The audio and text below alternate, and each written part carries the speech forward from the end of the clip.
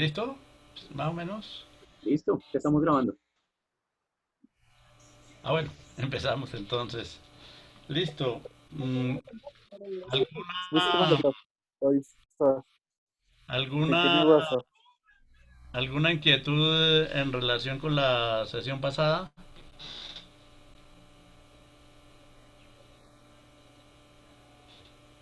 Ahí está, madre, ya lo guardé. No tiene WhatsApp, no sé. Por eso, pero si está guardado, aparecerá en WhatsApp si tiene WhatsApp. Así funciona cuando nos guardan contacto.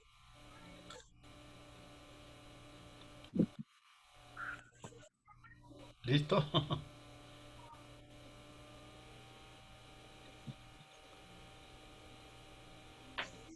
Bueno,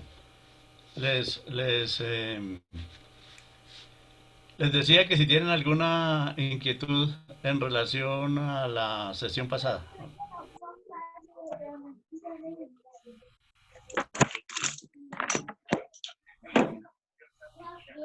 Eh, a Federico le toca silenciar el micrófono.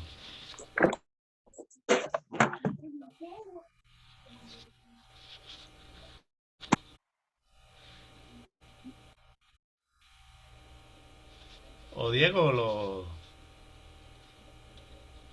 puede silenciar.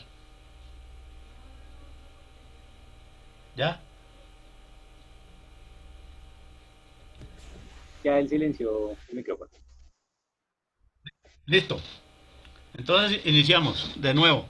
Pregunto en relación con la sesión pasada, ¿qué inquietud habría? ¿O está más o menos ahí por encima, eh, relativamente claro?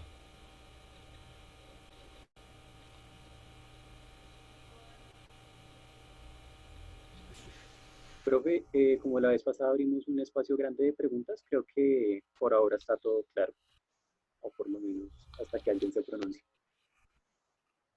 Bueno, listo. No duden en lo que les he dicho siempre, no duden en interrumpir para, pues, emitir alguna opinión o hacer alguna inquisición acerca de algo, preguntar algo. Bueno, yo les diría pues que una de las ventajas de esto es que uno puede como mirar y darse cuenta los, los errores, porque en general a veces no recuerda, entonces yo les quisiera complementar en relación con la sesión pasada un par de aspectos que tienen que ver con unos olvidos rarísimos y en parte también eh, porque estábamos estrenando eh, sistema pues de interlocución. Cuando les hacía el índice de la fenomenología, pues uno acude a la memoria y a pesar de tener el libro ahí, uno no, que es lo que debiera hacer, tenerlo siempre abierto y a disposición, a veces no lo hace uno porque se confía en la memoria y entonces se cometen errores así como eso. Cuando les hice la enumeración del índice, les dije al comienzo que eran 8 capítulos, pero cuando rememoré les dije 7, simplemente se me olvidó uno de los más importantes, pues todos son importantes, pero es el de la razón, del que precisamente hablaremos hoy, eh, y efectivamente son 8 capítulos, no tenía por qué haber pasado esa equivocación de si hubiese asumido que el libro siempre hay que tenerlo ahí a la mano o los apuntes. Ese es un aspecto. Otro aspecto tiene que ver con la pregunta que hizo Federico, que yo creo que precisamente por el momento de responderla uno no tiene en cuenta todos los aspectos y, y responde unas cosas, pero no lo hace completamente. Eh, en esa parte de la pregunta de que si la conciencia actualmente puede rendirse ante la falta de conciencia, eh, o ante la nada, o a la tecnología, o el conocimiento, como era tan amplia, dijimos unas cosas en relación con la tecnología, pero habría que agregar que sí, que precisamente ese rendirse ante la falta de conciencia puede ser un renunciar de la conciencia actual a no tanto renunciar, sino un rendirse ante la situación actual contemporánea del nihilismo.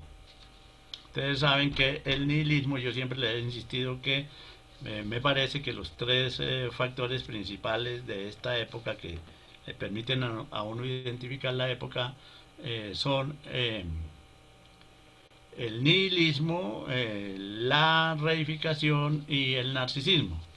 Y evidentemente, frente a esa situación del nihilismo, sí, algunas conciencias terminan rindiéndose ante el mismo, ante el nihilismo, y sucumbiendo en ese nihilismo que Nietzsche precisamente llamaba nihilismo incompleto. Porque de todas maneras, la caída en el nihilismo es insalvable, es inevitable. Pero, pues, lo que propone Nietzsche eh, es que hay una posibilidad de salir de ahí. Y él mismo se denominaba primer nihilista completo de Europa. Entonces, es una posibilidad. Otra conciencia puede sucumbir ante ese nihilismo. En lo que nosotros proponemos, que podríamos decirlo al final del curso, es que ese nihilismo hay que aceptarlo y hay que asumirlo, y no necesariamente la salida del mismo, o haya que buscar una salida, dijésemos, a la manera como la propone Nietzsche. Entonces era un agregado que le quería hacer a la pregunta que se había hecho. Finalmente,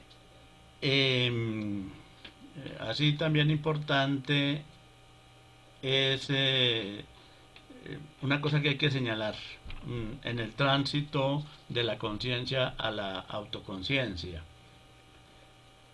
Ese tránsito se presenta en el tercer capítulo de la fenomenología, el que se conoce con el nombre de fuerza y entendimiento.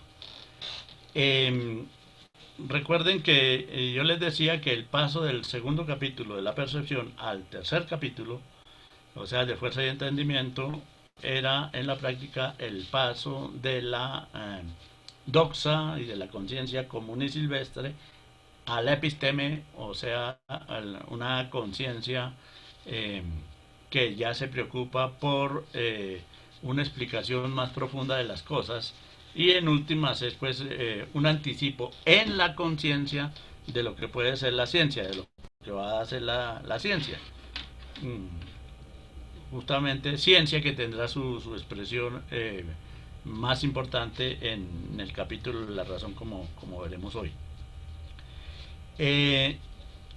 Algo que sucede en ese capítulo de fuerza y entendimiento, que es yo creería que es como el más complejo de la fenomenología, es el que se va a distinguir la apariencia de la esencia de las cosas. Con la percepción, nosotros tratamos de explicarnos las cosas, sabemos qué son las cosas, sabemos por qué una cosa es otra cosa, es una cosa y otra cosa es otra cosa. Pero lo que sucede con la dialéctica de la percepción es que es un saber sensible, por eso se percibe, de lo universal, y eso no es posible. ¿Sí? Saber de lo universal hay que saberlo de manera inteligible, no de manera sensible. Y la percepción es una encrucijada porque pretende saber del universal, pero valiéndose de la sensibilidad también, y cae en contradicciones insolubles. En cambio, el entendimiento pues es la comprensión de lo inteligible y de lo esencial a través de la propia inteligencia, del propio entendimiento. Y establece entonces ese entendimiento, establece una diferencia entre lo que es la apariencia y lo que es la esencia de las cosas. Y muestra que la apariencia es siempre la apariencia de la esencia y la esencia es la esencia de las apariencias. O sea, hace claramente la distinción entre el mundo sensible y el mundo inteligible. Y cuando la conciencia busca qué está detrás de lo que aparece, la conciencia entonces va a encontrar que lo que está detrás de lo que aparece es la propia conciencia. Y por eso entonces la conciencia cambia de objeto. La conciencia ya no va a tener las cosas del mundo como objeto, sino que la conciencia va a tenerse a sí misma como objeto. Y la conciencia de sí misma, la conciencia cuyo objeto es la conciencia, es lo que se llama autoconciencia. Por eso es que aparece la conciencia escindida y aparecen las dos conciencias, por así decir, que son las que se enfrentan en el capítulo de la autoconciencia que luego miramos. Entonces, no es simplemente que, pues como me parece que quedó en la ocasión pasada, que se pasa de un capítulo a otro. Aquí en Hegel, eh, al capítulo siguiente se pasa a partir de lo que ha sucedido en el capítulo anterior. La dialéctica, o sea, los procesos de contradicción que se dan en un capítulo son, o es esa dialéctica, la que conduce al siguiente capítulo. O sea, no son cosas que se vayan agregando ahí como un chorizo pues de billar o algo así, sino es un proceso interno. Entonces había que hacer esa aclaración. Bueno, finalmente ya pues ya es simplemente fue que tomé el texto que no era en el momento de la pregunta de Diego acerca de la democracia, y yo tomé el texto del tratado político, y la pregunta efectivamente inicialmente la hizo Diego a partir del tratado teológico político, y sí, la respuesta que yo di está consignada en el tratado teológico político, no en el tratado político donde hay unas escasas páginas sobre la democracia. Bueno, entonces está hecha esa aclaración en relación con la sesión anterior. El escepticismo, volvemos entonces a nuestra autoconciencia, que ya sabemos se ha escindido y ha dado origen a una confrontación de conciencias que en realidad es la confrontación inicial de los hombres, pero es la confrontación que conforma a los hombres porque es la que les da conciencia. Pero la conciencia no es, inicialmente, hago una recapitulación breve, agregando algunas otras cosas, la conciencia no es inicialmente un problema de conocimiento, como figuraba en los capítulos, los tres primeros capítulos que miramos, de certeza sensible, percepción y entendimiento. No, la conciencia accede al mundo, adviene al mundo en los individuos siempre como conciencia de una relación conflictiva con los otros hombres. Entonces, el despertar de la conciencia para un individuo en la antigüedad es la de ser o amo o ser esclavo. No es que haya una conciencia y luego el autorreconocimiento de ser amo o ser esclavo. Es que la conciencia es desde el origen mismo desde su propio inicio la conciencia de un amo o de un esclavo, que ya sabemos por qué se origina la una y la otra, simplemente por el temor a la muerte de lo que se va a llamar después la conciencia esclava o dominada. Luego también señalamos entonces el estoicismo como la teoría filosófica que se preocupa por el problema de la libertad. Y señalamos claramente que ese problema de la libertad solo podía surgir en la mentalidad y en el ámbito de la esclavitud, y particularmente por quienes fueran esclavizados o no fueran individuos que pudieran asumirse como libres, que en el mundo griego ser libre es tener la posibilidad de incidir claramente en los destinos de las polis. Entonces, eso tiene que ver con el hecho de que el estoicismo se haya originado en sectores metecos, en las polis, y tienen, se entiende pues esa relación. Y se dijo pues que la libertad era solamente un asunto del pensar. Los estoicos podían llegar hasta ahí. Y finalmente, en el mundo griego se pasó a la otra conciencia que se nos quería, la otra figura de la conciencia que también se nos quería traspapelar, olvidar en la sesión pasada, pero logramos retenerla a tiempo, la conciencia estoica, perdón, escéptica, ¿no? Entonces tenemos dos formas de conciencia griegas que tienen que ver con la libertad, que asumen la libertad, que piensan en relación con la libertad, que son la estoica y la escéptica. La estoica considerando esa libertad como algo propio y exclusivo del pensamiento, y la escéptica considerándola como imposible de fundamentar. Y decíamos al final que esa posición escéptica es la que da paso al cristianismo, al pensamiento cristiano, al logos cristiano, el logos griego, el logos humano, se revela primero ante los escépticos y después ante los cristianos, o al mismo tiempo, pues, como un logos insuficiente para garantizar la libertad. Y con eso pasamos a la tercera forma de conciencia premoderna, que es la conciencia cristiana, católica, que Hegel llama conciencia desventurada, conciencia desgraciada. Ahí hemos hecho la recapitulación de esos aspectos. ¿Hay alguna pregunta al respecto?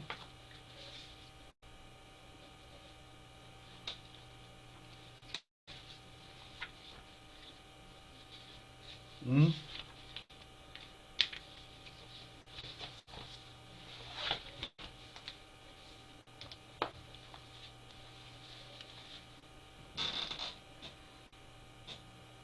O podría decirse de nuevo que el asunto está claro. No, creo que hasta ahorita el asunto es claro. Y hay algunos que... bueno, aquí hay una pregunta, Carolina. Ampliar la relación de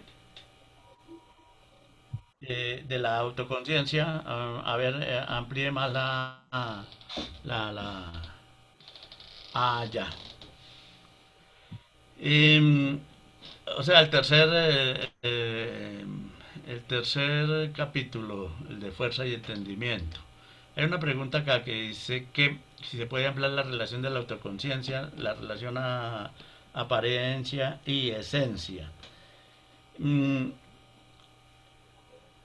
bueno, brevemente, brevemente.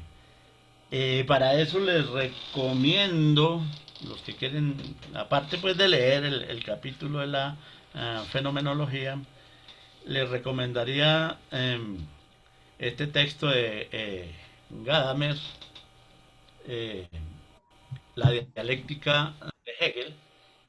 Es muy útil porque hay varios capítulos que se pueden mirar. Pero el segundo capítulo lo llama Hegel y el mundo invertido. Eh, es una de las mejores explicaciones, pues, eh, junto con la de Koyev también, que yo haya encontrado en relación con este capítulo. Mm, a ver, em, la idea es que eh, la percepción, recapitulemos, en esto pues si nos demoramos no importa. En la percepción les dije, se trata de precisar qué es una cosa, saber qué es una cosa. Y entonces se encuentra que las cosas están conformadas con propiedades, que tienen una serie de propiedades y que son una.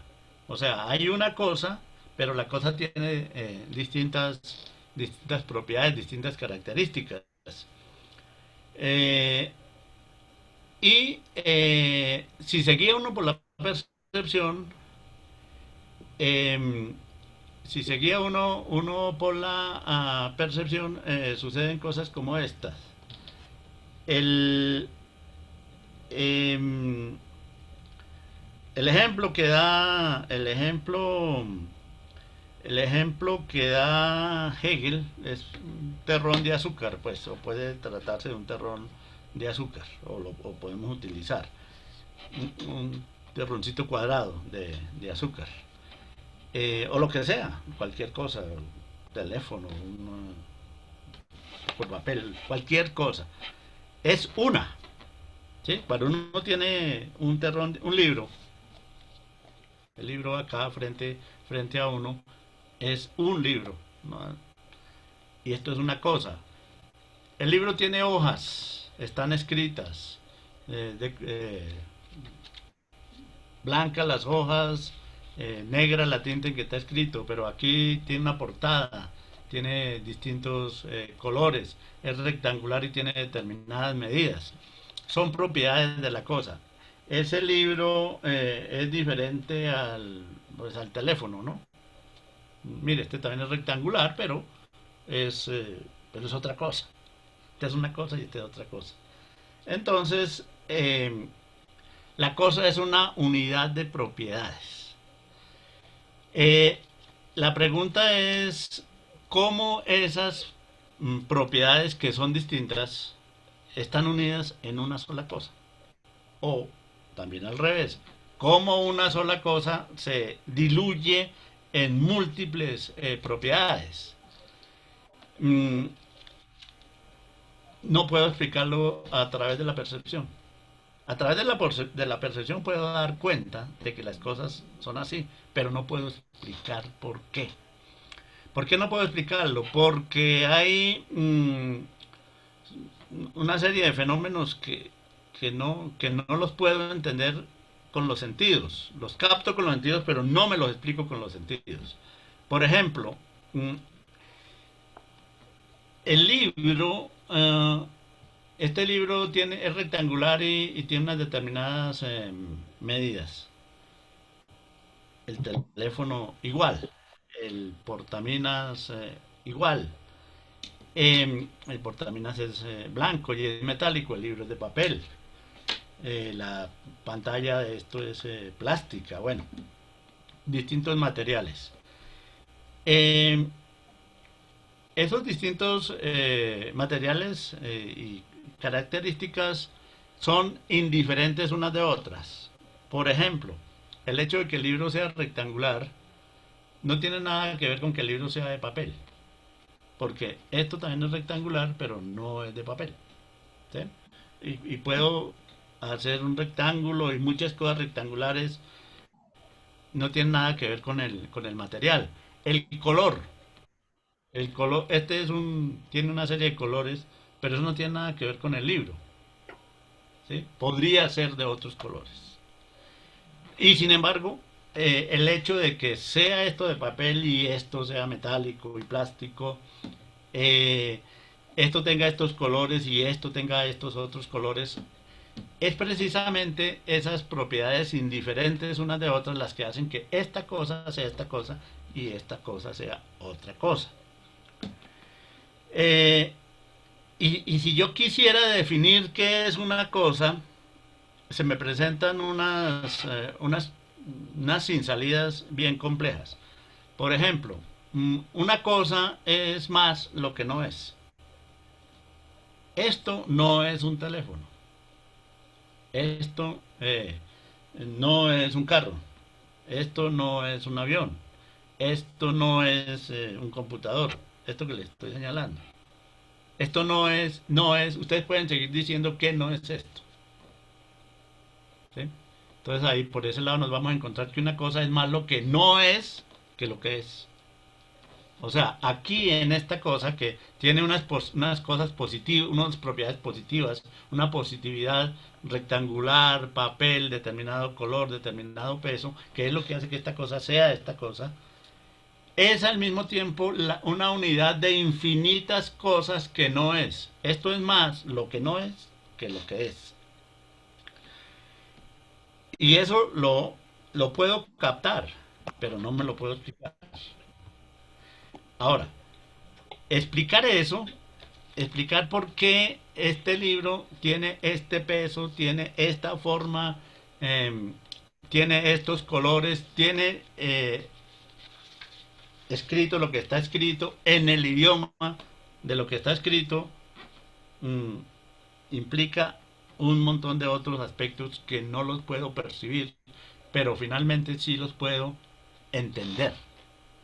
O sea, ya no los voy a captar con los sentidos, propiamente dichos. Parto de los sentidos porque para hacer lo que voy a hacer en el siguiente capítulo tengo que haber percibido eso. Pero realmente entenderlo es entender otra serie de aspectos. Por ejemplo, es rectangular.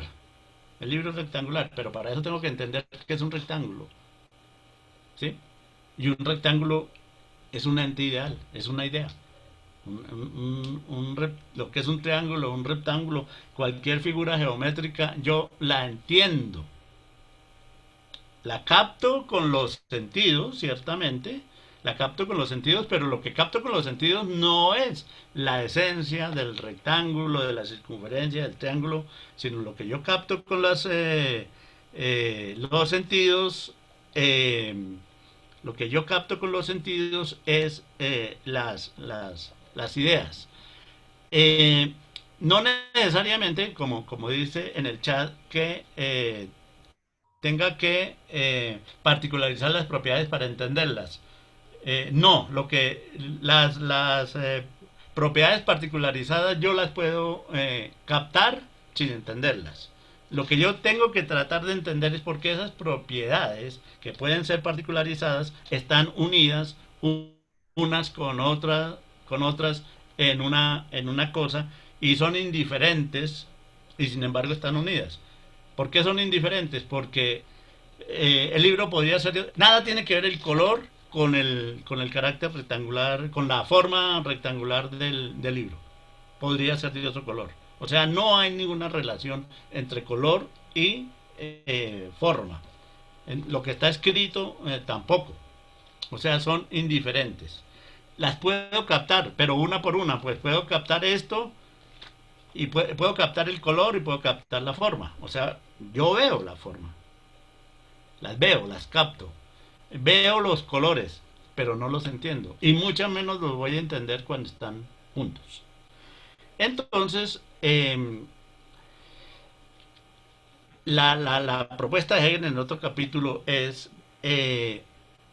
que una cosa es lo que captamos y otra cosa es la esencia que está detrás de lo que captamos.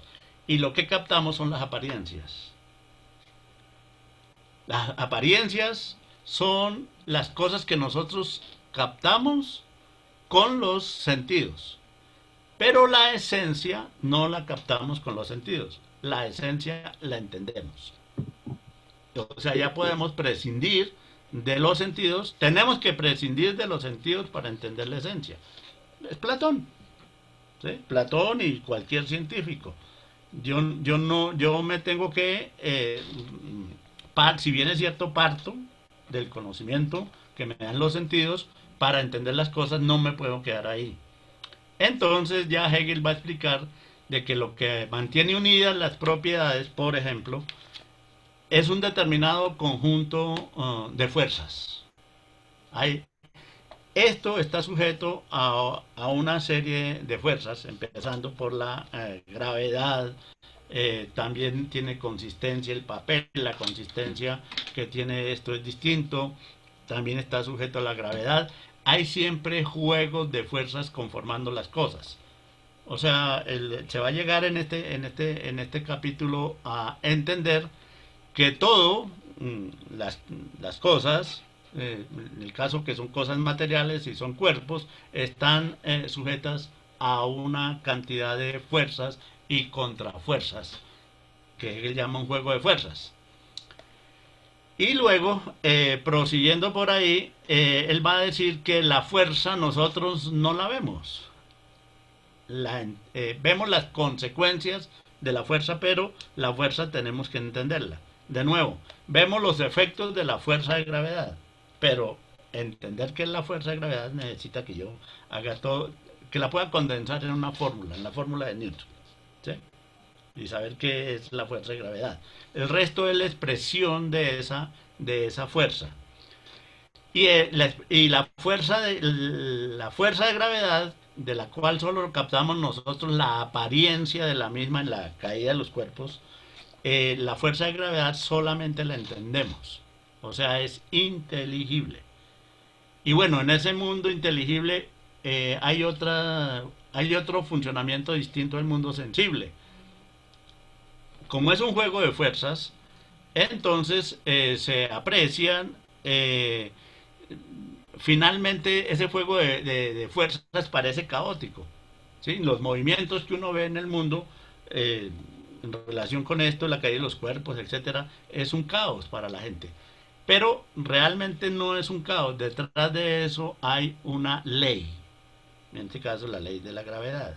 Y esa ley es constante, es permanente, válida para todos los fenómenos irregulares, porque todos los movimientos que ustedes pueden captar, que hay en el mundo, están regidos por esa fuerza. Y son caóticos, unos para allí, otros para acá, lo que podemos ver, pero todos son explicables con una fórmula. Entonces, esa esencia es un mundo sereno, estable, es la ley, es constante. La apariencia es la que es variada, multiforme, la apariencia la captamos, pero no la entendemos sino a través de las leyes. Y bueno, ya para salir de ahí, porque y pasar a lo otro, a la aquí y a la hora, ahorita volvemos. La aquí y la hora están mucho antes, en la certeza sensible, pero bueno, detrás de esa ley, que es el mundo inteligible, el mundo que se entiende es el mundo de las leyes, entonces, ¿quién es el que formula esas leyes, el que produce esas leyes? La misma conciencia, la misma inteligibilidad. O sea que detrás de toda la variedad de fenómenos que existe, que aparecen, está, está lo inteligible. Y lo inteligible en este momento es la propia conciencia. De manera que la conciencia deja de tener por objeto las cosas, los movimientos de las cosas, y pasa a tener por objeto la misma inteligencia, lo mismo inteligible. O sea, lo que les decía hace un rato. La conciencia tiene como objeto, el sujeto tiene como objeto a la propia conciencia. Y eso es lo que permite el paso a la próxima figura, el paso en la fenomenología, ¿no? En la exposición a la autoconciencia. Pero en realidad lo que se ha visto es que la conciencia se revela que ella es, primero que todo, conciencia de la conciencia, o sea, de sí misma, o sea, autoconciencia. Eso es, pues por ahora lo que se podría decir porque lo otro ya sería mirar más en detalle. Más en detalle. Hay una pregunta aquí y el aquí y el ahora. El aquí y el ahora están más abajo. Esos pertenecen a la llamada certeza sensible. Tampoco expliqué eso porque lo que estaba haciendo era un resumen. El año pasado, si no estoy mal, yo alcancé a decir eso en el curso y a explicarlo. Entonces no podía, no tiene sentido que repita esas cosas. El aquí y el ahora es el problema del espacio y el tiempo que son las bases de la sensibilidad y que Hegel muestra que ya se encuentran en la certeza sensible. Cuando, cuando a la certeza sensible se le interroga por qué es esto, entonces ella contesta, por así decir, que esto es lo que está aquí y ahora, es lo que es aquí y ahora. Entonces ya se mira a ver qué es el aquí, qué es el ahora. Y en realidad aparece después del aquí y el ahora, del esto, la noción de cosa. Y es lo que da origen a la otra dialéctica. Ya no me devuelvo a explicar el aquí y el ahora, pero ojo, tengan presente que eso sí está más al comienzo de la fenomenología. Y bueno, y lo otro que tienen que tener presente es que el curso en general no nos vamos a demorar, no es sobre la fenomenología y, y demorarnos en ella, que vale la pena, lo hemos hecho en otros cursos, sino mostrarla sin distorsionarla mucho en la medida de lo posible, abuelo de pájaro para hacernos a una idea general de los planteamientos centrales básicos de Hegel para poder al final del curso plantear otras cosas distintas a las de Hegel y contrarias a las de Hegel. De manera que es una aproximación a Hegel, no es eh, introducirnos en Hegel, ¿sí? No es una introducción a Hegel, es una aproximación a Hegel, y esa aproximación mmm, puede ser como, pues, imagínense un pájaro o un avión que se aproxima a algo y pasa por ahí, ve algo y sigue, pero no aterrizó. Entonces nosotros el curso no estaba pensado para aterrizar en Hegel, sino el tener una mirada general que atendiera a algunos de los aspectos principales de Hegel. Pero, por ejemplo, no nos vamos a detener en el problema del conocimiento estricto, cómo lo enfoca Hegel y demás, sino que el hilo conductor es el problema de la libertad y de la misma racionalidad. Bueno, otras porque, a ver, estos capítulos de la sola conciencia lo hemos tratado en un semestre. Pero es que no, aquí la idea es pasar de largo, mirar un panorama, tener un panorama y de varias cosas de Hegel que se necesitan y proseguir hacia donde queremos ir, que no es quedarnos en Hegel, no, que personalmente en este momento no eran no son los intereses que yo tendría al respecto.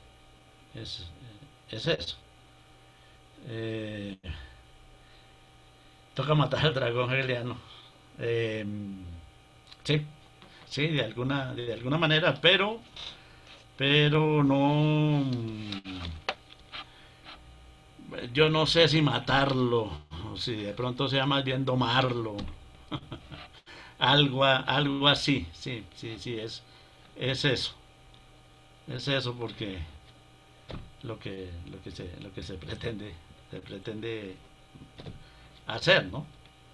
Pues para que tenga sentido. Ya a ver, en el otro grupo, con el tratamiento del prólogo a la fenomenología, pues sí es como centrarnos más en Hegel, más en detalle, sí, claro.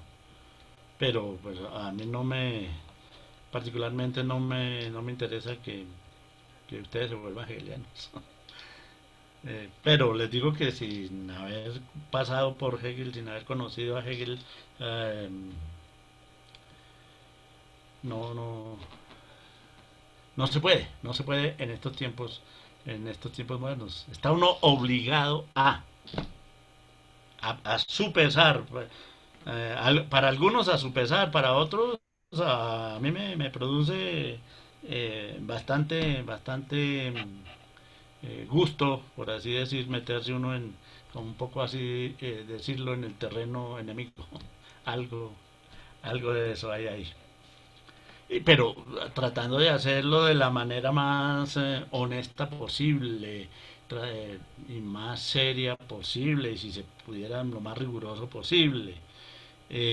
Porque si hay algo que es maluco, es aquellos que descalifican a Hegel sin conocer a Hegel. Entonces no ese es el caso, no es lo que yo pretendiera eh, pues señalarles a ustedes o inducirlos a ustedes. Está bien, no sean hegelianos, no están de acuerdo con Hegel, pero miren a Hegel y peleen con Hegel en el terreno que es. El resto no, no tiene sentido.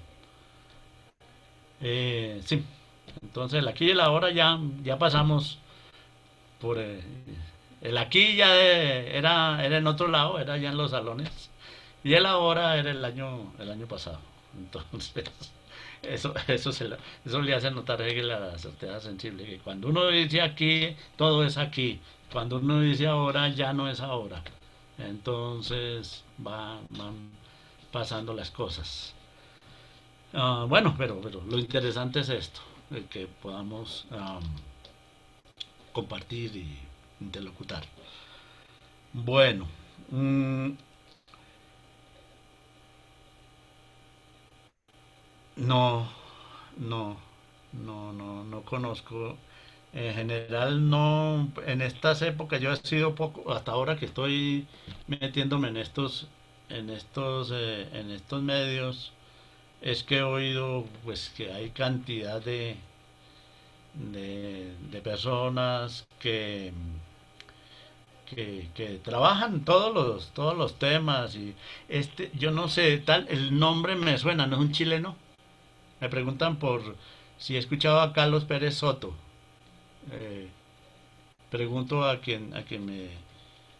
si es efectivamente, he oído hablar de un chileno y el nombre me suena, pero realmente eso, sí, sí lo he oído nombrar, de alguien que, que también se interesa por Hegel y me ha hablado de él, y que tiene, sí, su charla en YouTube, y me dice que es muy bueno explicando a Hegel. Yo no lo he mirado. En el grupo con Guillermo Muñoz escuchan un español, Félix Duque, creo que se llama. Yo no he tenido el tiempo, pues como la disposición, también por YouTube.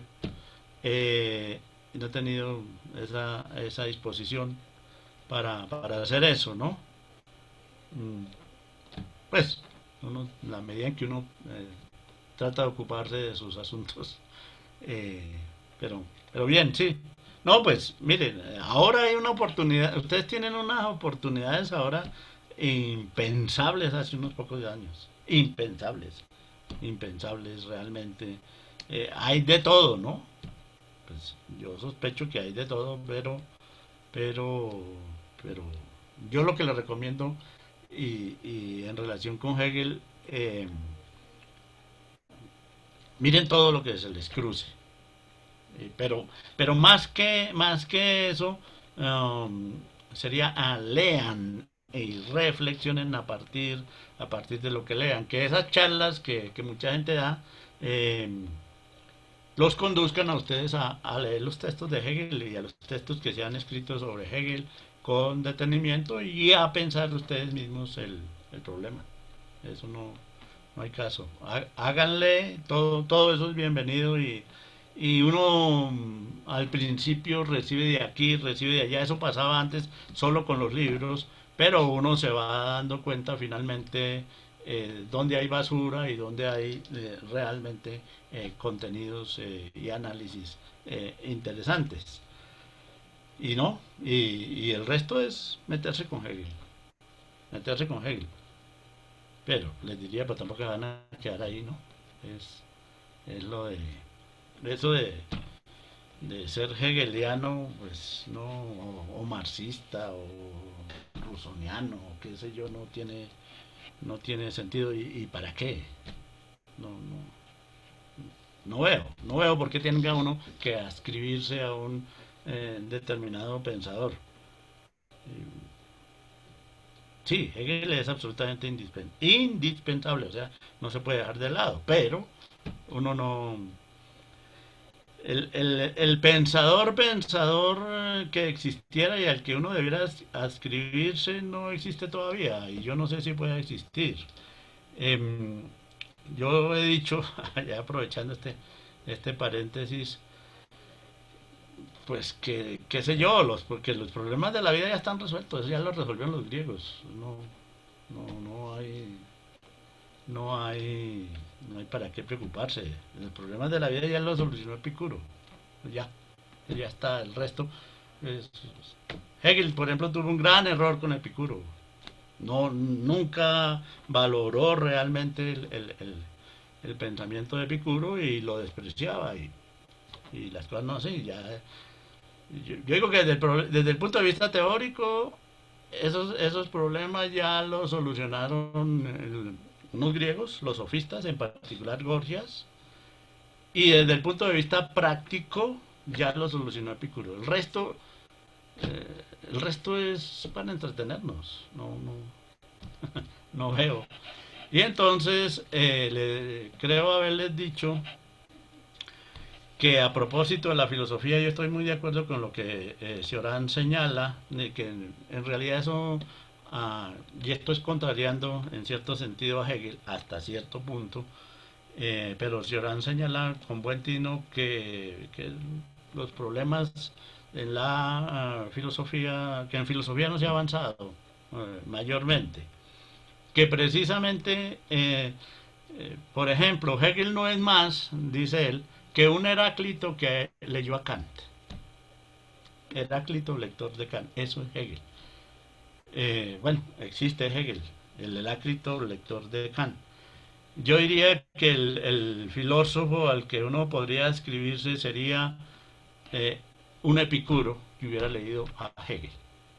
¿Sí? Pero es hasta cierto punto una imposibilidad. Entonces, eh, ese filósofo no existe y, y si quisiera existir sería que alguno de ustedes fuera Epicuro y leyera a Hegel. Pues entonces hay que empezar por leer a Hegel y después convertirse en Epicuro. Eso ya está, pero eso no soluciona, eso no le agrega nada, aparte de información, no le agrega nada a Epicuro. O sea, Epicuro puede subsistir sin Hegel. De manera es otra cosa. Pues quizá si hubiera que adscribirse a algún pensador sería precisamente Epicuro. Y, y pare de contar. ¿Sabe? Ya los problemas, créanlo, los problemas de la vida ya están solucionados. No, suena rarísimo. Yo sé que suena rarísimo decir eso, eh, pero ya hubo alguien que lo hizo y ya. Salió ya ¿el resto qué? El resto es que se la amarga ahí, se complica por donde no hay complicación. eh, entonces, pero bueno, ya cada cual tiene derecho a hacer con su vida lo que quiera, ¿no? Eso es otra cosa. Ahora, sin Hegel no se entiende este mundo. Este mundo moderno sin Hegel no, es imposible. Sin Marx tampoco, por ejemplo, ¿no? Es imposible entender este mundo contemporáneo. Pero usted puede vivir sin entender este mundo contemporáneo. Si es que se trata de eso. Y sin entender ese mundo, puede vivir sin entender ese mundo contemporáneo, y sin entender a Hegel, y sin entender a Marx, y sin entender a los que se necesitan para entenderlo. Ahí puede vivir. Entonces lo que pasa es que alguien dirá, ah, pero es que la vida así como igual como todas las vidas. ¿Para qué sirve la vida? ¿No? Para nada. Es lo que hemos dicho siempre. Y todo lo que está dentro de la vida, todo, sirve para lo mismo que sirve en la vida. Para nada. ¿Para qué sirve la filosofía? Para nada. Para lo mismo que sirve la vida. ¿Para qué sirve la vida? Para nada. Entonces, Hegel es una forma de gastar el tiempo, que es la vida. Pero hay otras formas de gastar ese tiempo. Entonces cada cual puede optar por hacerlo como quiera. No se preocupe, no se angustien, es por ahí la cosa. Bueno, si avanzamos en el curso, creo que podríamos llegar a intentar sustentar esto último que acabo de señalar.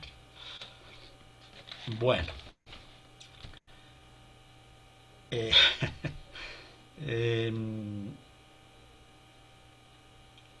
sigamos. Entonces llegamos finalmente a la conciencia, mm, eh, cristiana o conciencia desventurada. ¿Por qué desventurada? ¿Por qué llama Hegel a ese tipo de conciencia desventurada? Porque perdió la ventura, o conciencia más precisamente desgraciada. ¿Por qué? Porque la conciencia del cristiano, y el cristiano se caracteriza por haber perdido la gracia, por ser desgraciado. ¿Mm?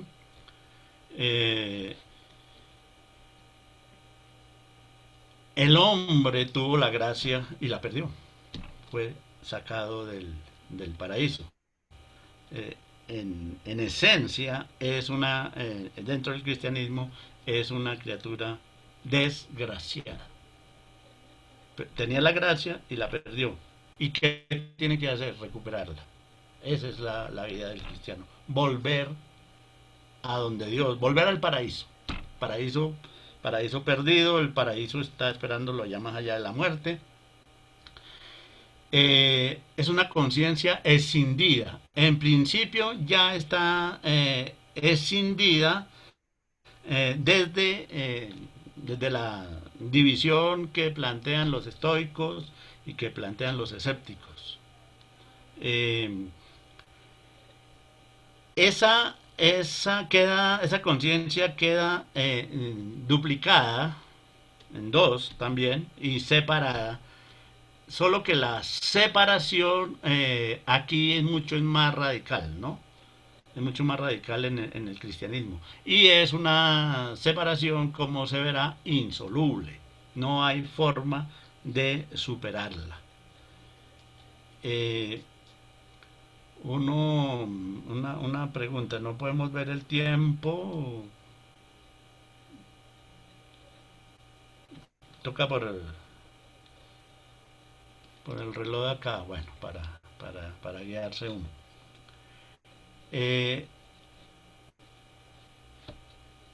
Profe, tranquilo, El,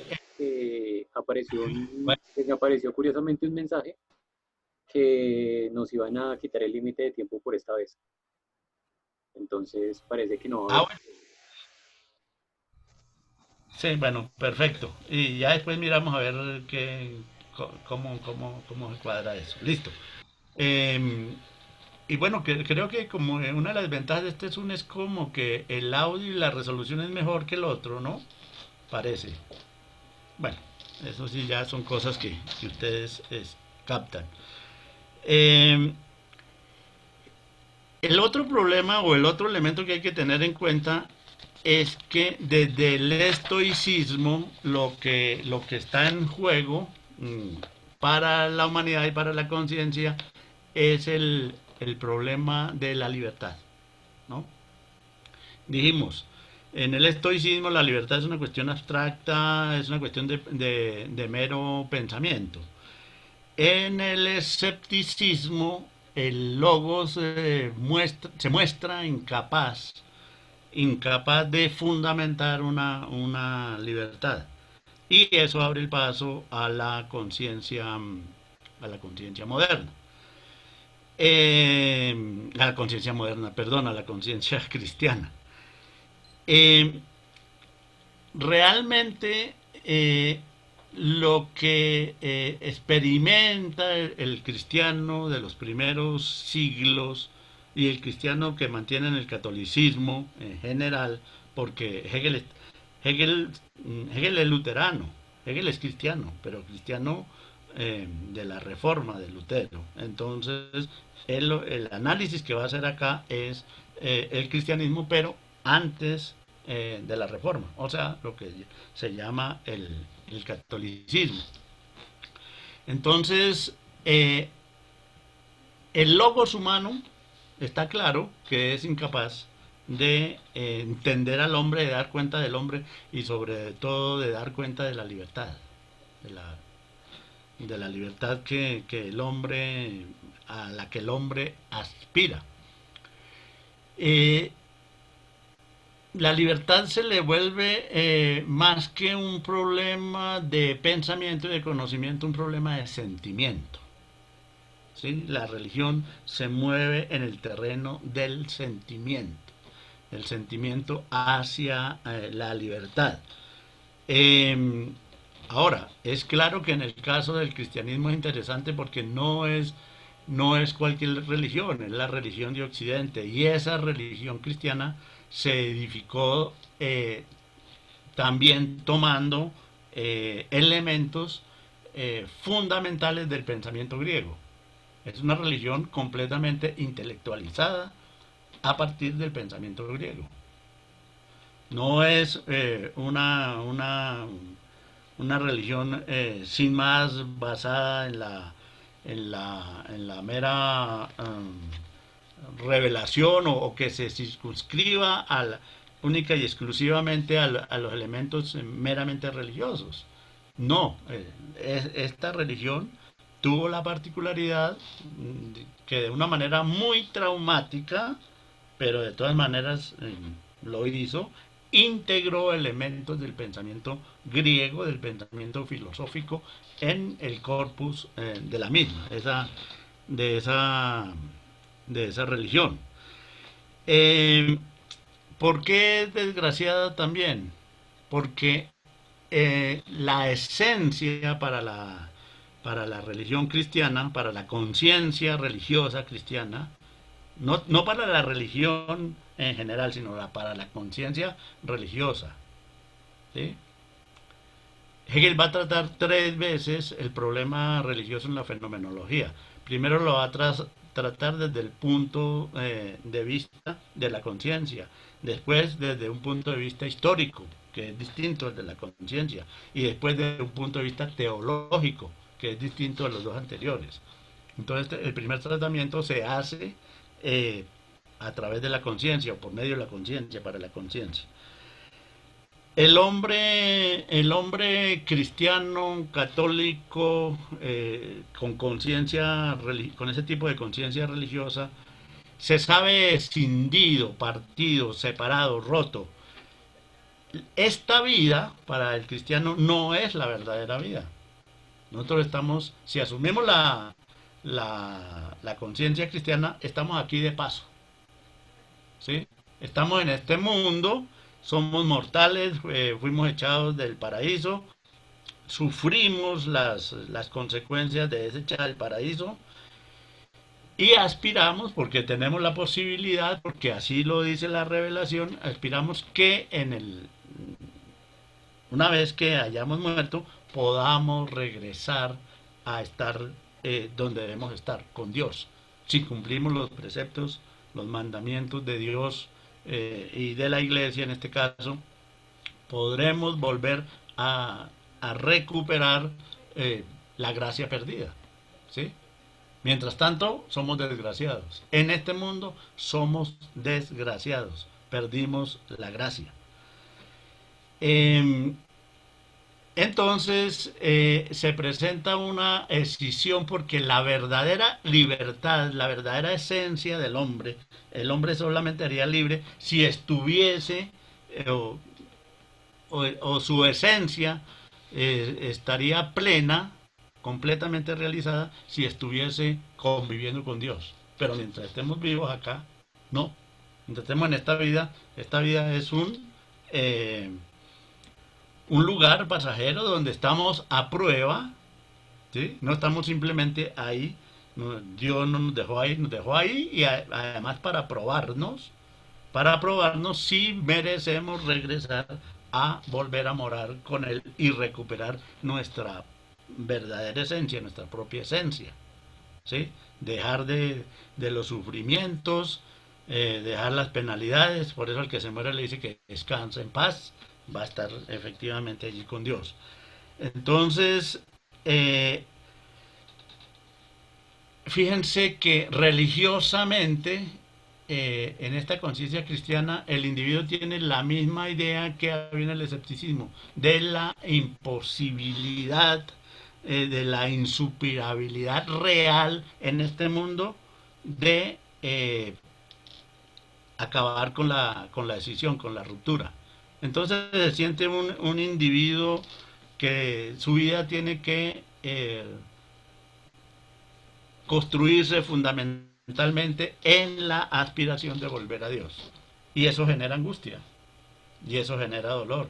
El dolor de la separación con Dios, la angustia de si podré o no volver a la reunificación con Dios. Eh, ¿Por qué? Pues porque para ponerle como más sabor al mundo, Dios puso al diablo ahí a actuar y a manejarlo, ¿no? Dios creó el mundo, pero parece que el que lo maneja es el diablo. Entonces está uno siempre con el problema de la tentación, de agregarle más peso a su caída. Ya fue suficiente quedar por ver el paraíso por obra del mismo diablo, pero se le incrementa la posibilidad de alejarse de Dios y alejarse definitivamente, ¿no?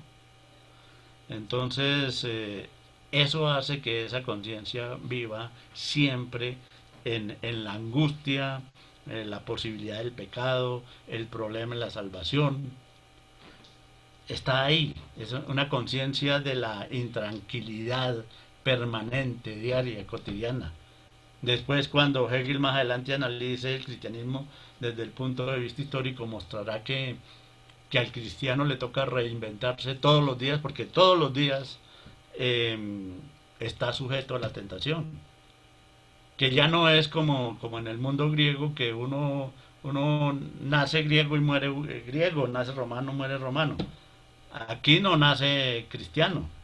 Hay que introducirlo mediante el bautismo en la iglesia cristiana, ¿sí? Y todos los días tiene que ganarse el derecho a pertenecer a esa iglesia, ¿no? Eh, Todos los días tiene que evitar la tentación. Y lo que tiene que buscar siempre es esa reconciliación con Dios, con lo inmutable. Y el punto de partida de esa conciencia que se mira a sí misma es reconocer la propia inesencialidad de la vida humana, de la vida que se lleva. No puede decir lo que yo dije antes, la vida no tiene sentido, la vida no sirve para nada, eso no lo puede decir un cristiano, al menos este individuo católico. Ahí ve esa inesencialidad, sí reconoce la inesencialidad de esta vida, pero en función de otra vida, de una vida eterna, de una mejor vida, de la vida plena, la vida, la vida en Dios, es eso. Y hay que buscarla, ¿no? Eh, ese hombre, pues lo que ha hecho el cristiano, buscar a Dios, primero si había que morir rápido los mártires cristianos y habían que hacerlo como prueba de que estaban de acuerdo con eso, que esta vida era transitoria y no es la verdadera vida. eh, no se preocupaban por el martirio. Los primeros cristianos habían unos que andaban preguntando, bueno, ¿dónde están matando cristianos? ¿Para qué? ¿Para salir corriendo? No, no, no, para ir allá, yo quiero que me pase lo mismo. Es decir, se ofrecían como mártires, había que buscar el martirio. Cuando eso, por evoluciones históricas, dejó de funcionar, entonces el mundo mismo todo fue considerado como un lugar inadecuado. Recuerden que en esta religión los tres enemigos del hombre son el mundo, el demonio y la carne. Entonces había que evitar el mundo. Entonces una primera forma que se dio esa conciencia desventurada fue la contemplación, el ascetismo, el retirarse del mundo. ¿Sí? Hay gente que se retira del mundo para dedicarse exclusivamente a Dios. Todavía hay comunidades eh, de monjas y de sacerdotes que se retiran del mundo para centrarse exclusivamente en la oración y en el servicio a la divinidad. Eso al principio es individual, ¿no? Está el anacoreta, el, el, el solo. eh, de ahí viene, inicialmente eran unos poquitos y después se reunieron, pero querían ser solos, uno solo mono, y ahí aparece el monasterio, o sea, se retiran en compañía, pero son pocos, pero es retirarse del mundo para buscar servir a Dios. Eh, en segundo lugar está la idea de hacer de una vuelta al mundo, pero ya a realizar actividades prácticas, a la función sacerdotal de llevar la palabra, llevar la instrucción, convencer a los demás de que se acerquen a a ese modo de vida. Y finalmente está la constitución de la iglesia en pleno, la eclesía, ¿no? Recuerden que iglesia viene de la noción, viene la palabra eclesía en griego, que es la palabra asamblea, la asamblea de Dios. Eso es la eclesía. ¿Por qué? Porque se llegó a la idea, influidos en parte por muchas tradiciones, incluida la griega, de que el asunto no podía ser meramente individual ni principalmente individual, sino que tocaba que fuera colectivo. Y por eso se instaura la iglesia. O sea, la comunidad de Dios, la asamblea de Dios y se torna definitiva. Y esa es la historia de esa conciencia que recorre toda la Edad Media, ¿no? Es decir, hay individuos anacoretas, monjes, por allá aislados, ermitaños, eh, luego la misma idea, pero reunidos en unos grupos pequeños, alejados del mundo, el monasterio, los monjes, y finalmente la iglesia toda eh, uniéndose alrededor pues, de la doctrina, ¿no? Sí, de la doctrina cristiana. Y eso recorre todo el periodo. Ustedes saben, ya cuando, además que aquí hay un elemento histórico fundamental, que es el hecho de que el Imperio Romano se haya convertido en cristiano, ¿sí? Con Constantino.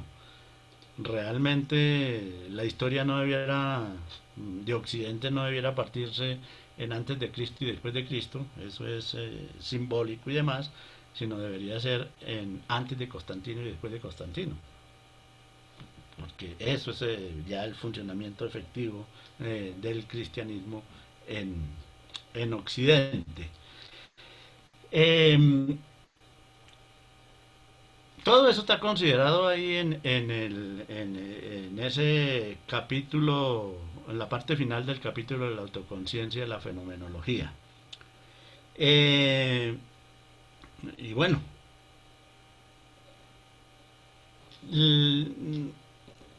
esa conciencia va a estar por siempre insatisfecha, ¿sí? Siempre desventurada, siempre dependiendo de Dios, logrando acercarse a Dios en la contemplación, allá solo en la anacoreta, o en el monasterio, o en la iglesia en general. Eso siempre va a estar ahí. ¿Pero por qué? Porque se está alejado de Dios.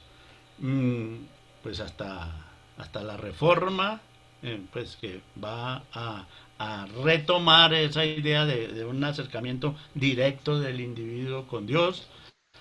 Pero incluso, fíjense que el asunto es tan insoluble que en el mismo protestantismo la solución no la tiene el hombre, sino es el mismo Dios el que le da la solución al problema.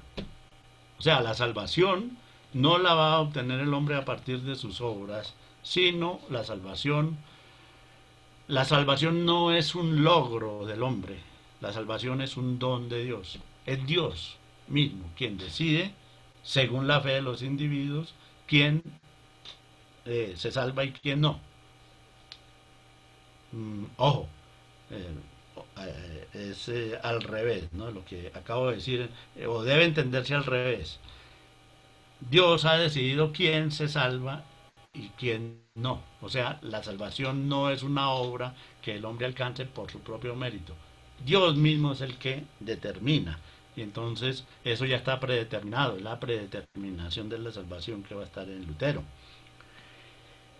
Ahora, la fe es la muestra de que el individuo pertenece al grupo de los que se salvan. Si no tiene fe, no pertenece a ese grupo. Entonces la fe es como la marca que deja Dios en aquellos que ya están salvados, pero que Él mismo se la ha concedido previamente, esa salvación.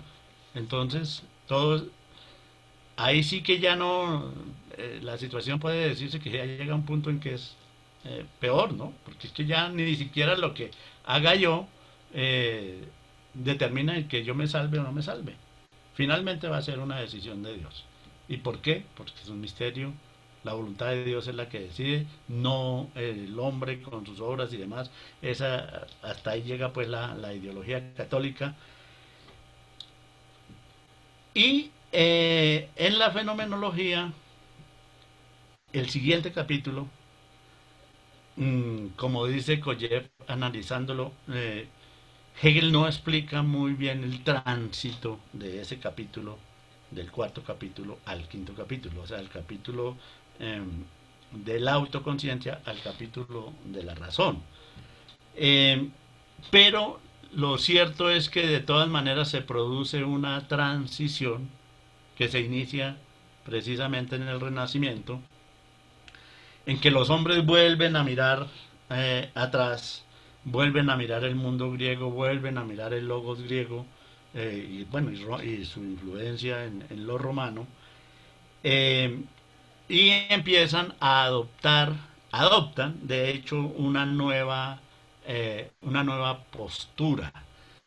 Eh, claro, eso viene trabajándose desde atrás. Ya les decía que al fin y al cabo el cristianismo no es una religión pura, eh, puramente religiosa, sino que está muy influida de la filosofía y del pensamiento griego.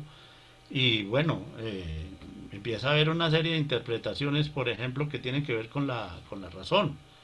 La razón, el logos, se integra a ese pensamiento cristiano, se mira ese logos, se hace una lectura de ese logos en perspectiva cristiana, se mira ese logos precisamente como un don de Dios. Dios se lo concedió a los hombres, entre otras cosas, para que pudieran entender la obra de Dios. O sea, al ser su criatura predilecta, el hombre debería tener un instrumento eh, mediante el cual el hombre llegase a disfrutar, comprender la propia obra de Dios. ¿Y eso cómo? ¿Y eso para qué? Pues para lo que ellos decían, para mayor gloria de Dios. Como Dios se sentía contento, dijéramos, en la medida en que sus hombres, su creación, a través de la razón, el alma que Él dejó en esos hombres, se acercaran a contemplar y a comprender de alguna manera la magnificencia de su propia obra, ¿no? Fue una manera de ver. Así pensaban Galileo y Descartes. Estos individuos creían que uno tenía la obligación de entender y pensar adecuadamente este mundo, porque era el mundo creado por Dios y Dios le había dado al hombre un instrumento, un elemento, que era la razón para entender ese mundo, para acercarse más a Dios. Y creyendo comprendían y comprendiendo creían. Se manejaban esos dos aspectos en la Edad Media. Pero al mismo tiempo, fíjense que lo que sucedió es que algunos hombres, al volver a mirar el logos, empezaron o sea, la razón, empezaron a considerar esa razón autosuficiente para entender este mundo. Algunos hombres siempre han existido, dijésemos, eh, individuos heterodoxos, qué sé yo, eh, inconformes con las situaciones que les tocó vivir y buscaron otras alternativas. Y los hubo. Y los hubo que ya fuese por la vía de Galileo, de Descartes, me acordaba en estos días de Giovanni Piccola Mirándola, cómo hace un elogio del hombre en una época que está contradiciendo los planteamientos de la Edad Media, que consideran que el hombre es basura, que el hombre es pecado, que el hombre es lo peor. Pues el tipo hace una defensa, a eso creían algunos religiosos cristianos, por aquello de que el mundo, el demonio, la carne son enemigos y entonces hay que rechazar ese mundo. eh, Giovanni Piccola Mirandola escribe una oración que se llama Oración por la dignidad del hombre, o la dignidad del hombre, mostrando que no, que ese hombre creado por Dios no es nada despreciable, no es todo lo contrario, ¿no? Es la mayor obra de Dios, la mejor obra de Dios, y tiene toda una serie de características que Dios depositó en ese hombre y que ese hombre tiene que ejercer y desarrollar. Y entre eso está la idea fundamental de entender el mundo. Entonces, cuando se llega ahí, llegamos al otro capítulo de la fenomenología, a la razón.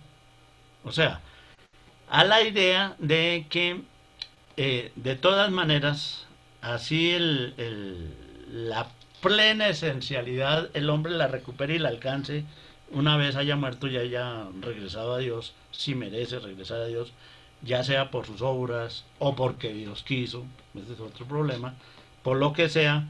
Pero además de eso, que en últimas es un misterio y que no tiene solución, sí hay la posibilidad de entender este mundo, de saber cómo funciona este mundo, eh, y el hombre puede, en una medida limitada, ¿sí? Limitada, realizarse en este mundo. Y ahí surge la idea de la razón. Obviamente esto va a conducir más tarde al ateísmo.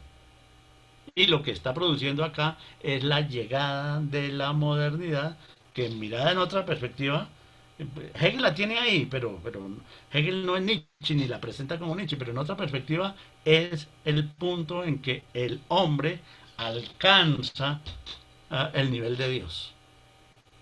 ¿Sí?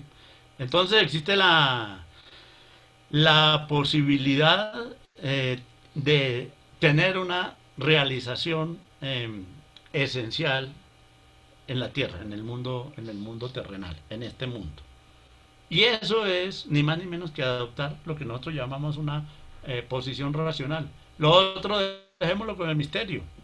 Allá, el misterio es el misterio. Y la religión tiene un elemento fundamental de misterio. Y el misterio no le busca encontrarlo porque es que no ha entendido. El que quiere entender los misterios es el que no ha entendido que es un misterio. Un misterio es algo que esencialmente no se puede entender y hay que asumir. Es un problema de fe. ¿Sí? Pero como la humanidad no vive solo de fe, sino que tiene que trabajar y tiene que procurarse los medios de subsistencia y demás, a eso no le ayuda solo la fe. ¿Sí? No, es que tiene que trabajar. Y para trabajar, para subsistir, puede y debe emplear ese intelecto, esa razón que Dios depositó en el hombre. Entonces, unos se vuelcan al mundo con esa visión de utilizar la razón que Dios nos dio. Otros, como siempre, los hombres muy desagradecidos, ya que una vez que tienen instrumentos de la razón, se les olvida a algunos que Dios se la dio. Entonces la utilizan por sí mismos y para sí mismos, y después creen que es una propiedad exclusiva de los hombres, etcétera. Y entonces llegamos al mundo moderno. Ahora, ya desde el punto de vista de más desarrollo de esto, los más radicales, esos que se olvidaron de Dios, dijésemos, y que utilizan la razón, son finalmente ateos, sin Dios. La modernidad es la época de la muerte de Dios. La razón va a reemplazar a Dios. La diosa razón, van a decir en la Revolución Francesa, en todas estas etapas de la modernidad. Entonces, llegamos al punto moderno de la racionalidad. Si usted se mantiene en el terreno de la fe, pues es que su conciencia está todavía en la época medieval, es premoderna. Ya, si ha pasado ese punto, se encuentra en la modernidad, es racional, en definitiva ya no necesita a Dios para vivir acá, para estar en este mundo. Se decide a enfrentar este mundo con esa razón y genera una posición atea e investigadora del mundo. Entonces nos situamos con Hegel en ese punto. Entonces les decía en la pasada ocasión que aquí los individuos racionales, o sea, los individuos que ya van a orar por fuera del mundo de la fe, por fuera del mundo de la religión, Hegel distingue al menos 9 figuras de la conciencia moderna. Hay, hay 9 figuras. Entonces, la idea es justamente mirar esas formas de conciencia racionales. ¿Alguna pregunta hasta aquí? ¿Alguna inquietud?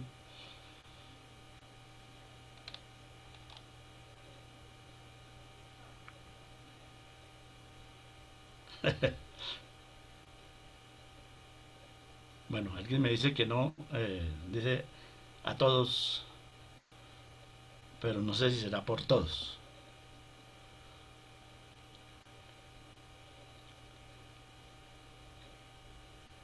Listo, bueno, también brevemente, hoy pensaba acabarlas, pero veo que hay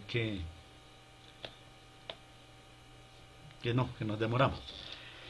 El hombre racional, O sea, el hombre que cree que él mismo se puede realizar aquí en esta tierra. El que va a reemplazar o el que efectivamente reemplaza a Dios por la razón. En la fenomenología lo podemos encontrar separado en, digamos, en tres grandes grupos. Um, que se pueden denominar, pues Hegel le da pues los siguientes nombres a ese apartado de la razón. Eh, Primero, bueno, el capítulo lo llama Certeza y Verdad de la Razón. Y tiene tres grandes divisiones. La primera se llama razón observante. Yo a esa razón observante la denomino el hombre de estudio, el hombre que estudia, que observa, pero estudiando, ¿no? Eh, el segundo apartado lo llama Hegel la realización de la autoconciencia racional por sí misma. A eso lo podemos denominar acá el hombre, lo vamos a denominar el hombre de acción. Y la tercera, Hegel la llama la individualidad que es para sí real en y para sí misma. Yo lo voy a denominar el hombre de pensamiento. Que queda más fácil que nos entendamos de esa manera. Cuando es así a la carrera, las volandas, como estamos haciendo, nos queda más fácil entendernos de esa manera. Ya cuando se trata de del estudio detallado de Hegel, pues hay que atenerse a la terminología, a la jerga y a los procedimientos hegelianos para explicar eso en detalle, que no son, que son muy interesantes, pero que requieren bastante tiempo para poder ser asimilados, que no es el caso nuestro. Nosotros no pretendemos que eso se asimile aquí, pero que sí se les eche un vistazo, ¿no? Como quien va a un desfile y ve ese desfile, pero no intima y no trabaja efectivamente con la gente que está participando. Y puede decir algo de ese desfile. Y a veces puede decir algunas cosas hasta interesantes que no las puede decir el que va marchando en el desfile, precisamente. Cualquiera que haya visto alguna manifestación de esas que se hacen con frecuencia o haya participado sabe a qué me refiero. Entre otras cosas, algunos van marchando y cuando ya van llegando se salen de la marcha para ver el desfile subsiguiente al lugar donde venían ellos. Bueno, ese hombre de estudio es el individuo que pretende, y es lo que le da también sentido a este capítulo, pretende encontrar la explicación de las cosas en este mundo. Se sabe con las capacidades y con las condiciones y con los elementos para encontrar eso que está buscando y sabe que el conocimiento, o sea, una determinada actitud de la conciencia, un desarrollo de esa conciencia le va a permitir hacerlo.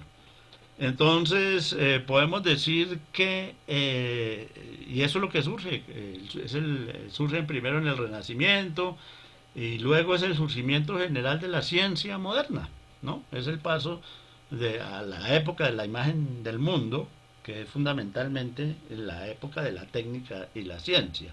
Bueno, Heidegger se inclina más por la técnica que por la ciencia, pero aquí Hegel lo hace evidentemente más por la ciencia que por la técnica. El individuo pretende entender la naturaleza, explicarse la naturaleza desde la naturaleza misma y con los recursos de su propia inteligencia y de su propia razón. Entonces es el individuo que observa la naturaleza, es el científico natural, el científico, esos científicos siguen existiendo. Pues si todavía existe gente con mentalidad medieval, con fe, mm, creyendo todas estas cosas que decíamos de la conciencia desgraciada, pues también existen con más razón los individuos de la conciencia eh, racional. Entonces lo primero que hace este individuo es observar la naturaleza. ¿Para encontrar qué? Para encontrar en la naturaleza la razón de ser de lo que es. Entonces, ya no se trata de explicarse, a ver, ¿qué? Un rayo que cae sobre un individuo o una pandemia, una cosa de estas, ¿no? Ya no se trata de explicarlo como un castigo divino, ¿sí? El rayo antes lo mandaba a Zeus y mataba un poco de gente. Y era Zeus que por cualquier problema que tuvo por allá con los dioses andaba enojado. Casi que ni siquiera necesitaba enojarse con los hombres, sino con los mismos dioses para ponerse, eh, mandar, como diría la gente, rayos y centellas y matar un poco de gente, o bueno, por lo menos asustarlos. Era Zeus el responsable de eso, ¿no? Lanzaba un rayo y donde caía el rayo y ellos tenían la visión de que había caído ahí porque estaba quemado, ahí levantaban un pequeño oratorio para Zeus, un pequeño, no un templo grande, gigantesco, no, algo que era un recordatorio de que ahí Zeus había hecho de las suyas, por así decir, de mal genio. En la visión cristiana, ¿qué? En la visión cristiana, ¿cómo se explica un rayo? De múltiples maneras. La voluntad de Dios, eh, no sé, el castigo de Dios, una advertencia de Dios. Ustedes están en capacidad, estoy seguro, de imaginar lo que quieran al respecto de esa relación Dios y un rayo. En el mundo moderno se trata de investigar qué es eso y fabricar un pararrayos, ¿sí? Y controlar ese rayo, evitar que el rayo le haga daño a a unos individuos, a una comunidad o a unas casas, qué sé yo. Igualito con las pandemias, ¿sí? Puede ser un castigo de Dios, los dioses, recuerden, Apolo el que hiere de lejos. Apolo era el que mandaba las pestes. La Ilíada se inicia así, ¿no? Apolo está bravo y hay una serie de pestes y muertos en las tropas aqueas y en los barcos aqueos. Y ellos no saben. Lo que le preguntan es, ¿y por qué está bravo Apolo? ¿No? Y tienen que llamar al adivino, a que les diga qué le pasó a Apolo. Aquí hay una peste, ¿sí? Una epidemia ya en el sitio de Troya. Entonces ya el adivino le explica por qué Agamenón se quedó con la esclava que le pertenecía a Aquiles, y Aquiles, ustedes saben que es uno de los protegidos de Apolo, y Apolo también está bravo. Listo. Se explicaba la epidemia, ¿no? En el mundo cristiano, pues todavía seguramente hay interpretaciones de esta pandemia. El mundo está muy corrompido. Bueno, eso es cierto, el capitalismo lo corrompió, pero yo creo que Dios no se pone bravo por eso. Pero vamos a suponer que esta gente considera que es obra del demonio, en fin, o de los hombres que no obedecen a Dios. Entonces Dios mandó esta pandemia y nos tiene aquí hablando por estos aparatos, etcétera, encerrados. Bueno, los modernos están tratando de entender el bendito virus y hacer ¿sí? una vacuna. El hombre racional está haciendo eso. No le está echando ni la culpa a Apolo, ni la culpa a Dios. Pues entre ellos echan la culpa que los chinos, que los gringos, pero buscándole salidas racionales, aunque sean irracionales miradas desde otro punto de vista, ¿no? El hombre moderno, el científico moderno, observa la naturaleza, distingue entre apariencia, esencia, va a la esencia, ¿sí? El virus mata, pero ¿por qué? ¿Cómo lo desactivamos? ¿Mm? ¿Qué hay detrás de todo eso? El científico moderno. Esa es una forma de conciencia moderna. Pues, eh, no sé, algunos de ustedes que salgan a la calle y dicen, no, a mí no me prende. ¿Por qué? No, pues, yo no sé, porque soy invulnerable o Dios me protege o algunas vainas de esas. Otros dicen, hombre, póngase un tapabocas, una vaina. Porque, no, pero es que pues todavía hay gente. De pronto no, eso a mí no. ¿Por qué? No, no sé, pero no. O porque a mí no se me pega. O no, nada. En fin, puede pensar eso. El, el, pero una conciencia moderna sí se va por la cuestión de la ciencia que le diga qué es. Entonces fíjense que ante un evento de estos puede haber individuos con conciencia moderna o conciencia premoderna. Si tiene un nivel de conciencia premoderna estoica, va a decir no porque es el destino. Entonces, al que le toca, le toca. O, y no es que salió a la calle y no se le prendió, no le tocaba. El otro no salió a la calle y se lo trajeron a la casa, entonces dice le tocaba. Ese tiene la primera forma de conciencia premoderna, estoicismo. El otro, el escéptico dirá, pues no, pues hagamos lo que los demás hacen, porque ¿qué más hacen? ¿Sí? Se guía simplemente por lo que los demás hacen, porque yo no sé nada, pues, no sé nada de los virus, no sé nada, no he estudiado, no, en fin. Entonces, pues hay que hacer lo que los demás hacen. Más o menos dice el escéptico, porque no sé. Efectivamente no sé, ni hay forma de saber. Ya dice el escéptico, pero filósofo. Ah, el otro se pega a la tercera forma de conciencia, premoderna. Se pega pues una rezadita, una orada, o simplemente está, dice la voluntad de Dios. No sé en qué grado de conciencia esté cada uno de ustedes. Pero también existe ya el que tiene una conciencia moderna y dice, no, ese es el problema de la ciencia y demás. Pero bueno, pero ¿a qué horas me pongo yo a estudiar microbiología y todas esas vainas? Pues, yo, en últimas, espero que los científicos, a pesar de que se contradicen mucho, pero que haya alguna razón y alguna explicación racional para todo esto que está pasando. Esa ya es una forma de conciencia moderna. Las otras tres anteriores son premodernas. Entonces, así como se estudia pues lo de la pandemia, se estudian los volcanes, se estudia, pues qué sé yo, la física, la química, el universo, todo eso son formas de conciencia moderna. La primera forma de la conciencia moderna, científico.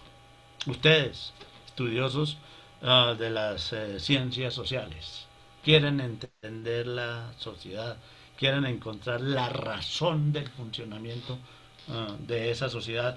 Pero en todo caso, científicos naturales o científicos sociales pretenden que esa razón, esa racionalidad es interna, inmanente al fenómeno que están estudiando, inmanente a la naturaleza o inmanente a la sociedad, y que ustedes la van a encontrar leyes naturales y leyes sociales o tendencias sociales, qué sé yo, depende de cómo ustedes hayan asumido también el estudio de las ciencias sociales. Si es para solo echar carreta, pues no necesitan tratar de profundizar en, en qué hay detrás de eso, de las estructuras económicas y políticas, en fin.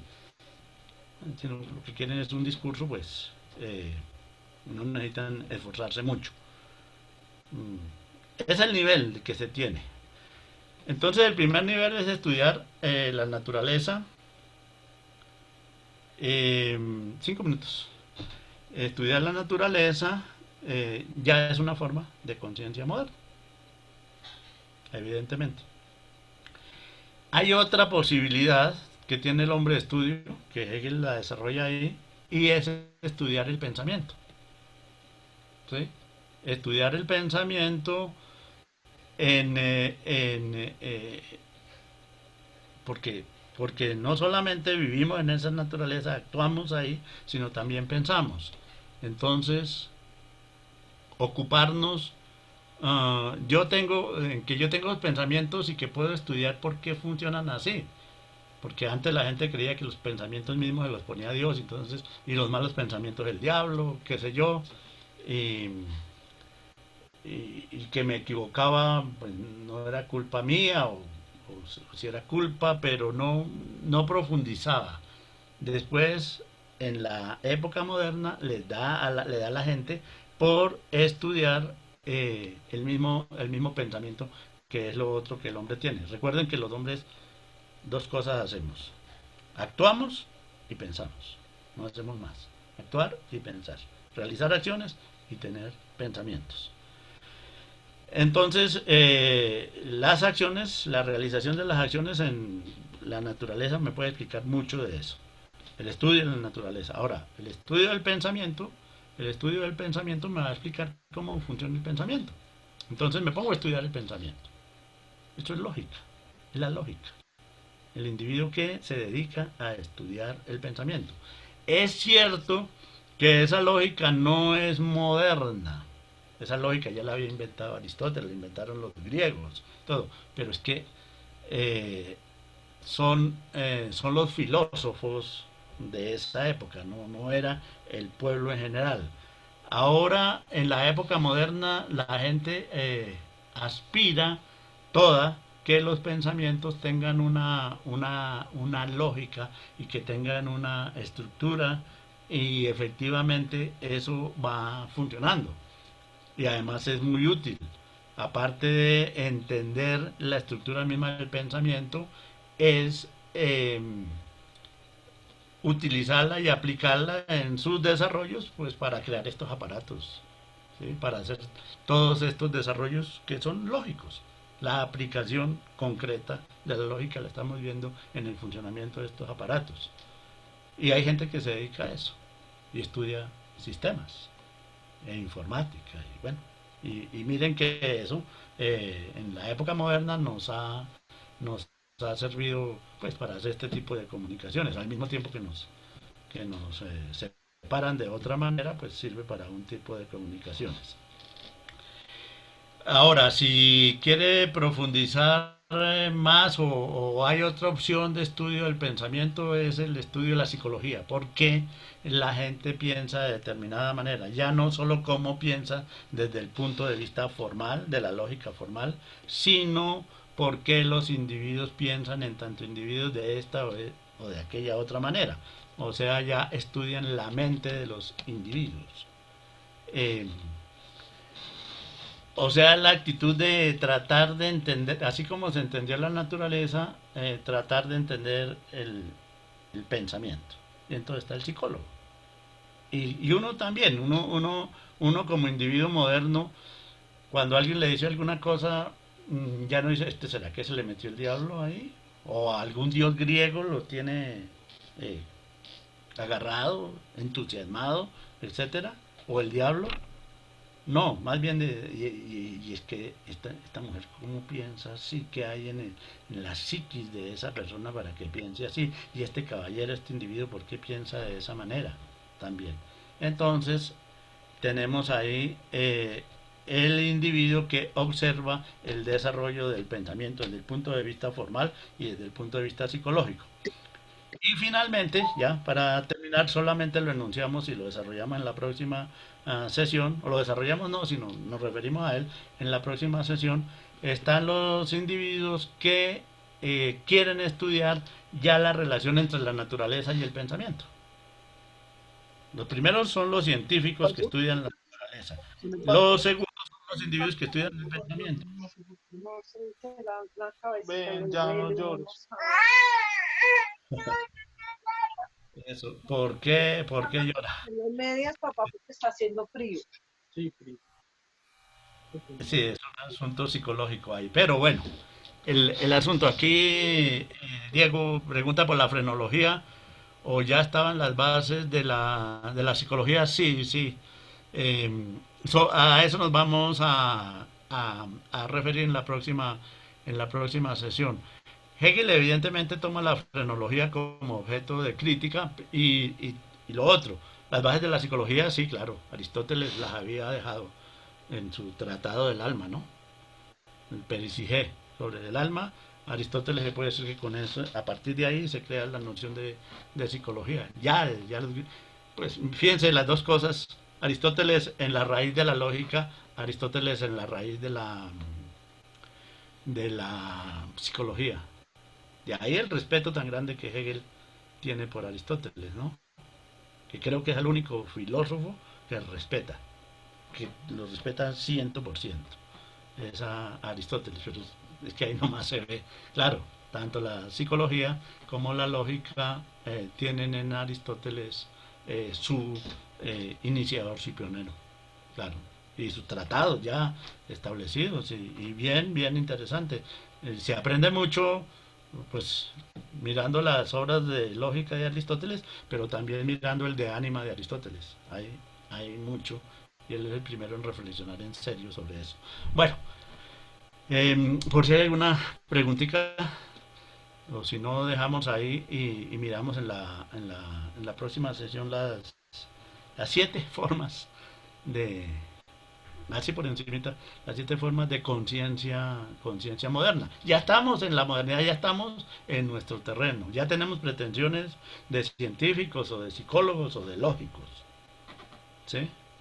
Ya queremos resolver problemas por ahí, los hombres de estudio. Pero el hombre de estudio pues, es solamente una de las formas de conciencia moderna. Más importante que el hombre de estudio en la modernidad es el hombre de acción, obviamente. Y eso veremos más adelante.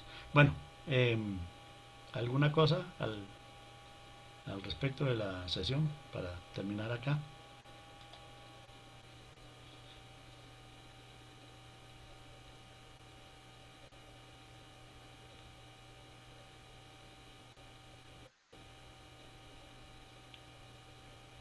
¿Me escuchan o...?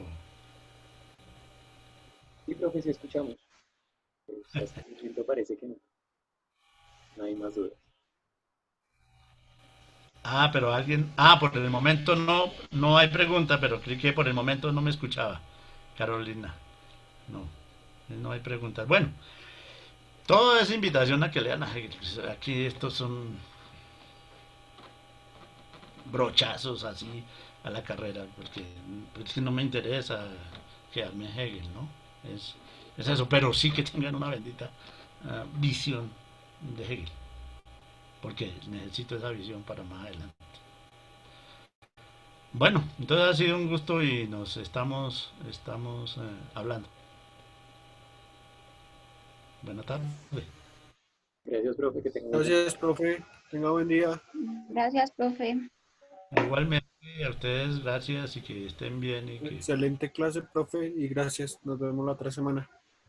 Bueno, igualmente. Que estén bien, chao. Chaito. Lo mismo, profe. Buen día. Buen día.